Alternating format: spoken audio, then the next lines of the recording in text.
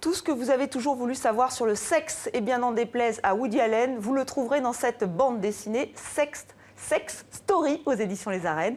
De la bande dessinée, de l'humour, mais un traitement très sérieux sur cette histoire de la sexualité et de l'amour. Une histoire très mouvementée, du premier vibromasseur égyptien, la libération sexuelle, en passant par Ovide, Henri IV. Vous risquez d'avoir des surprises et les auteurs de cette encyclopédie du sexe sont avec nous. Bonsoir Philippe Breneau. Bonsoir. Vous êtes anthropologue et psychiatre, oui. Donc c'est très sérieux. Et avec vous, Laetitia Corine, vous êtes l'auteur de cette BD. Vous signez aussi les dialogues et surtout les dessins, qui sont très drôles. On va le voir dans un instant. Alors Philippe Breneau, on se dit que dans une société hyper sexuée, qui est la nôtre aujourd'hui, on se dit que tout a été dit sur le sexe. Et pourtant, il y a cette bande dessinée. Pourquoi faire cette bande dessinée? Qu'est-ce qu'elle apporte? Je ne sais pas si c'est une société hypersexuée qui est la nôtre. D'abord, par la mondialisation, on n'arrête pas de parler de sexe, oui. On est plus libre, en tout cas dans les pays occidentaux. Aujourd'hui, on est plus libre de nos comportements. Par contre, je dirais la sexualité, et je distingue bien le sexe et la sexualité.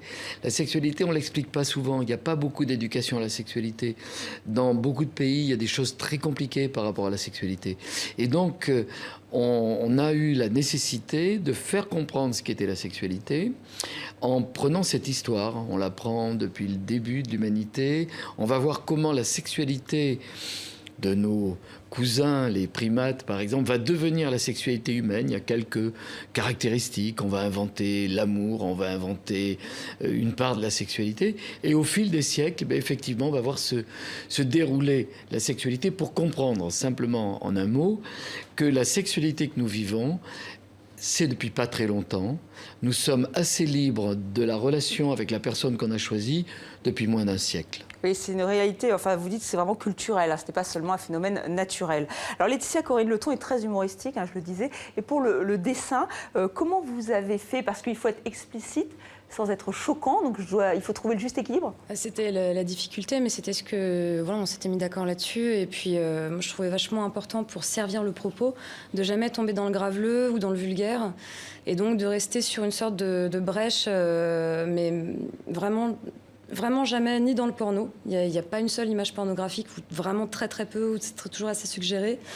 Et il n'y a pas une seule image où on ne voit pas un sexe féminin ou masculin. Oui, c'est vrai, c'est vrai. Mais c'est le paradoxe, c'est-à-dire qu'il n'y a pas une page où il n'y a pas du nu et du sexe, et il n'y a absolument pas de porno. C'est le génie de faire en sorte qu'il n'y en ait pas, en tout cas. Et puis c'est vrai que l'humour, en fait, apporte une certaine légèreté, parce que vous parlez de sujets graves, oui, l'homosexualité, tout ce qui est sexualité. Tout ce qui est sexualité, et on n'a pas forcément l'habitude de parler de sodomie, par exemple, et donc c'était vraiment tout l'enjeu aussi de cette bande dessinée. Oui, mais moi je crois qu'il y a cette bande dessinée qui nous surprend tous, parce que les deux premiers qu'elle surprend, c'est nous deux. C'est un travail énorme sur une année. Chacun, Laetitia a fait des très beaux albums, j'ai écrit des livres, mais là il y a la conjonction à la fois de la connaissance, du trait d'humour, qui fait qu'on est même surpris du résultat. Parce que il y a des choses qui passent. Par exemple? Vous parliez par exemple de ce mot sodomie. C'est quelque chose dont on parle jamais à TV5 Monde, ça se dit nulle part. Eh bien, on arrive à en parler, à l'expliquer, à le montrer par un dessin génial, très doux, très délicieux de Laetitia. Et ça permet de comprendre des choses qui sont complexes sans être du tout obscènes. Alors vous retracez vraiment l'histoire de la sexualité des origines jusqu'à vous projeter dans l'avenir. Moi, ce qui m'a surpris, c'est l'Égypte. Très égalitaire finalement, parce qu'on voit que les femmes, c'était compliqué pour elles. Alors c'est compliqué pour les hommes, mais plus pour les femmes. Et en fait, l'Égypte, elle se distingue, elle invente déjà énormément de choses. L'histoire de l'humanité, c'est quand même une histoire de la domination masculine, quand on regarde la sexualité. Et l'Égypte, c'est un des premiers moments dans lequel il y a de l'égalité. Et alors là, ça a beaucoup plu à Laetitia. Le vibromasseur de Cléopâtre, vous connaissez? Non, je ne savais pas. Voilà, c'est le premier vibromasseur. On l'apprend dans ce livre. Donc là aussi, vous l'avez découvert. Oui. Mais par contre, tu as été très intéressée par l'égalité des hommes et des femmes. Oui, particulièrement en Égypte, parce qu'on se rend compte qu'après, c'est plus du tout le cas, qu'avant, c'était pas le cas non plus, et qu'on va mettre longtemps à gagner nos droits. Et dans certains pays, c'est toujours pas le cas. Alors parmi les sujets qui sont un peu compliqués, remarquez, on pourrait peut-être dire un mot de ce vibromasseur de Cléopâtre, parce que c'est l'Égypte antique. Alors là, vous vous le dessinez, mais alors racontez-nous un petit peu comment... C'est D'ailleurs, vous êtes raconté, sûr? parce que tu l'as essayé, je crois. Oui, oui, bien sûr, Tu l'as essayé. évidemment, Philippe, toi aussi. Explique. Mais Philippe Renaud, on dit bien que c'est scientifiquement prouvé. Ah, c'est pas que ce soit scientifiquement prouvé, c'est un historien grec qui le raconte. Et qui raconte qu'effectivement, Cléopâtre se faisait préparer une sorte de cornet de papyrus, un peu comme on fait des cornets de frites, vous voyez, qu'il faisait remplir d'abeilles. Les frites, ça pique moins, hein, Philippe, quand même. Pique-moi. C'est un peu C'est dans le pas fond. très vibrant, ma sœur.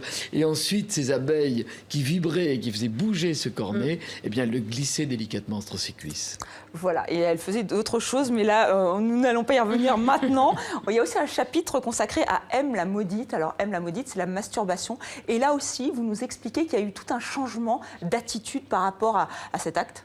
Oui, parce que la masturbation, ça c'est quelque chose de très important, intéressant.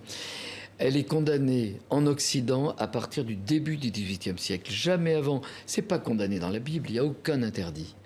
Et pendant 2 siècles et demi, on va culpabiliser les adolescents, on va les poursuivre, on va leur empêcher l'acte le plus naturel que la science moderne, la sexologie, c'est aujourd'hui que c'est l'élément fondamental qui permet, et tous les auditeurs, il faut qu'ils l'entendent, tous les téléspectateurs, c'est-à-dire que c'est l'acte le plus naturel, mais c'est l'acte le plus important pour l'épanouissement sexuel, pas que de soi, du couple. Donc ce qui a été condamné pendant 2 siècles, c'est ce qui est le plus important en matière de sexualité. Dans ce livre, je crois qu'on comprend ce qu'est la sexualité, même pour nous. Dans ce livre, on va relativiser les comportements sexuels et mieux se comprendre. Et on va réexpliquer certaines rites, parce que, par exemple, pour l'homosexualité, vous nous expliquez effectivement qu'en Grèce antique, évidemment, l'homosexualité était interdite. Mais alors, en fait, la pédérastie, c'est encore autre chose. Eh oui, c'est compliqué parce que ensuite, pour déculpabiliser l'homosexualité, on a eu ce discours. Vous connaissez la phrase que tout le monde connaît, va te faire voir chez les Grecs, un peu comme si l'homosexualité était répandue en Grèce. Non, il y avait une coutume de pédérastie, c'est-à-dire d'initiation des jeunes par un adulte, mais dans le même temps, l'homosexualité de 2 adultes n'était pas acceptée. Alors Laetitia, Corinne, il y a beaucoup de personnages illustres. Il y a George Sand, il y a Cléopâtre, il y a la reine Victoria. Là aussi, il fallait trouver toujours une certaine exactitude avec la vérité historique, ou comment vous avez procédé? Alors, tout ce qui est historique, c'est Philippe, en fait, qui a... Je te le transmettais. Oui, mais dans le dessin. Oui, dans le dessin. oui, bah oui, il a fallu que je regarde énormément de documentaires. Il a fallu que je cherche des images, chose que je n'avais pas forcément quand la photo n'existait pas, par exemple.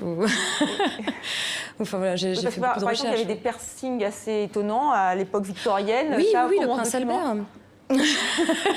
Voilà. Et donc ça, oui, vous le saviez. Comment on trouve Alors, voilà, oui, ça je savais. Je choisissais le prince Albert parce que c'est assez connu. Parce que tout le simplement. monde a un Parce que- prince Albert. Voilà, Enfin, tout le c'est monde, bien évidemment, connu. tout le monde a un prince Albert, bien sûr, Philippe.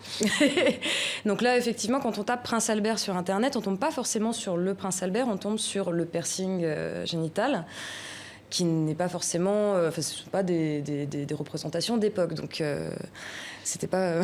c'est pas toujours facile. C'est quelque chose pas toujours d'amusant, facile, c'était hein. une coutume amusante, c'est-à-dire que le prince Albert était le mari de la reine Victoria, qui elle-même, on connaît l'époque victorienne, c'était très puritain. Et effectivement, comme les hommes avaient un pantalon très moulant à cette époque-là, il y avait la crainte qu'une érection soudaine puisse se voir dans ce pantalon moulant. Et l'un des lords de la cour s'était fait faire un piercing sur le gland du pénis, et avec une petite cordelette, il le ramenait à lui de façon à ce qu'on ne voit pas l'érection. Et voilà pourquoi on appelle ça un prince Albert. Voilà, donc vous savez maintenant ce que c'est qu'un prince Albert. Alors c'est vrai qu'aujourd'hui on parle beaucoup de la pudeur. C'est vrai que c'est un concept qui date de quand, la pudeur? Ça date du début de l'humanité. Il n'y a pas de pudeur chez les primates d'où nous venons. Par exemple, la grande différence entre l'amour des grands primates, c'est-à-dire que nous sommes proches, par exemple, des chimpanzés. Nous ne venons pas des chimpanzés, mais nous avons des ancêtres communs. Eh bien, chez les chimpanzés, chez les grands primates, chez nous, il y a 5 millions d'années, on faisait l'amour au vu et au su de tous. C'est-à-dire que on fait l'amour avec autour les plus jeunes qui regardent comment ça se fait. C'est comme ça que ça va se transmettre. Dans l'humanité, chaque humain fait l'amour en aparté, c'est-à-dire par exemple même en Afrique traditionnelle, deux amoureux vont se cacher dans la brousse, vont dans une case réservée à cet effet. Et la chose qui est compliquée dans l'humanité, c'est qu'on sait qu'il y a eu un apprentissage de la sexualité, c'est-à-dire qu'il faut avoir des modèles. Comme on le fait en aparté, on ne peut pas avoir des modèles. Et malheureusement aujourd'hui, avec le porno, le modèle est le seul modèle que nous voyons, c'est le plus mauvais, c'est le porno. Ça dérive de cette idée de l'apprentissage qu'il faudrait, ça nécessiterait une éducation à la sexualité qui nous montre autre chose que le porno. Et alors justement, vous vous projetez, alors très brièvement, dans le sexe à venir, vous le voyez comment? Vous voyez d'une façon étonnante. Là, j'ai personnellement imaginé, et puis on a réalisé à deux, un sexe qui serait progressivement virtuel, séparé des corps, on se touche plus, et ils sont très étonnés parce qu'ils vont revoir des humains faire l'amour en se demandant ce que c'est. Mais ça, c'était pour trouver une fin. Non, moi je crois pour que boucler l'album. oui, et puis je pense que non, on continuera, et je l'espère, à faire l'amour de plus en plus intimement en étant très libéré. C'est-à-dire dans ce livre, ce que l'on montre, c'est des solutions pour chacun pour vivre plus tranquillement la sexualité qu'on a envie de vivre. Merci Philippe Bruno, merci Laetitia Corinne. Donc Sex Story, la première histoire de la sexualité en BD aux éditions Les Arènes. Le voici, je crois que c'est un énorme succès, on se demande pourquoi. Merci d'être venu sur le plateau de 64 minutes. Merci.